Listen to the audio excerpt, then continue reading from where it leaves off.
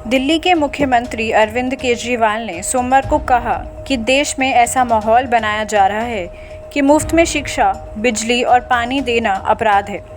उन्होंने कहा कि भारतीय जनता पार्टी ने कुछ लोगों के 10 लाख करोड़ रुपए माफ़ किए। कहा जा रहा है कि इनमें से कुछ उनके मित्र हैं, लेकिन इस बारे में कोई चर्चा नहीं कर रहा। मुफ्त बिजली, पानी, शिक्षा और स्वास्थ्य को लेकर केजरीवाल ने भारतीय जनता पार्टी पर निशाना साधा। दिल्ली के सीएम ने कहा कि इसे फ्री की रेवड़ी बताया जा रहा है। कहा जा रहा है कि इससे राज्यों के राजस्व को नुकसान हो रहा है, इसलिए मुफ्त की ये सभी सुविधाएं बंद हो जानी चाहिए।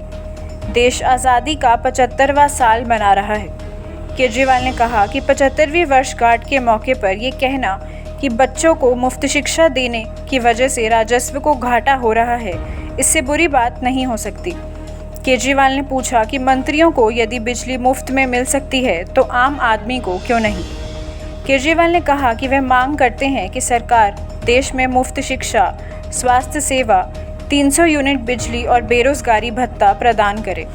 दिल्ली के सीएम ने कहा कि जिन लोगों के 10 लाख करोड़ रुपए माफ़ हुए हैं, इन लोगों को गद्दार कहा जाना चाहिए और इनके खिलाफ जांच भी होनी चाहिए। प्रधानमंत्री नरेंद्र मोदी ने पिछले महीने लोगों को ये कहते हुए आगाह किया कि देश में रेवड़ी बांटने की संस्कृति चल रही है। इस रेवड़ी के नाम पर लोगों से वोट मांगे जाते हैं। पीएम ने कहा कि इस तरह की रेवड़ी देश के विकास के लिए बेहद खतरनाक है। 4 अगस्त को सुप्रीम कोर्ट ने भी इस मुफ्त की रेवड़ी पर बड़ी टिप्पणी की। एक अर्जी पर सुनवाई करते हुए chief justice NV Ramana, justice Krishna Murari और जस्टिस हिमा कोहली की बेंच ने कहा कि नीति आयोग, वित्त आयोग, सत्ताधारी दल और विपक्षी पार्टियों, रिजर्व बैंक ऑफ इंडिया और अन्य संस्थाओं को भी इस मामले में सुझाव देने चाहिए कि आखिर इस रेवड़ी कल्चर को कैसे रोका जा सकता है। 3 अगस्त को केंद्र सरकार का पक्ष रखते हुए सॉलिसिटर जनरल तुषार मेहता ने एससी से कहा कि फ्री बांटने से देश की अर्थव्यवस्था बर्बादी की कगार पर पहुंच जाएगी।